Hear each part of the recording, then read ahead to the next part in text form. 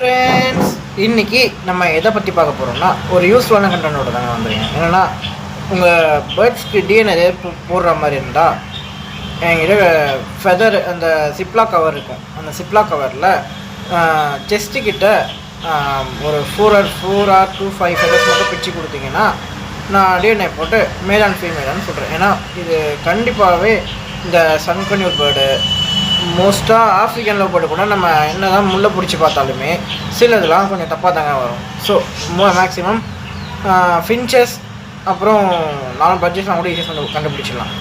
African love பேர்டுக்கு மேலே போனாலே கண்டிப்பாக டிஎன்ஏ டெஸ்ட்டு போட்டே ஆகும். இல்லைனா மேல் ஃபீமேல்ன்றது நமக்கு ரொம்பவே கன்ஃபியூஸ் ஆகிடும். ஸோ உங்களுக்கு ஏதாவது பேர்டு டிஎன்ஏ ஏதாவது போகணுன்னா அந்த ஃபெதர்ஸ் மட்டும் பிரித்து கொடுத்தீங்கன்னா நானே உங்களுக்கு டிஎன்ஏ போட்டு என்ன மேல் ஆர் ஃபீமேலாக நான் கன்வெர்ட் பண்ணி சொல்கிறேன். ஓகேவா ஃப்ரெண்ட்ஸ்? ஆல்ரெடி ஒரு 2 பேர்டு நம்மக்கிட்ட வந்திருக்கு. யாருக்காவது பேர்டுக்கு டிஎன்ஏ போகணுன்னா ஃபெதர்ஸ் மட்டும் பிரித்து கொடுங்க.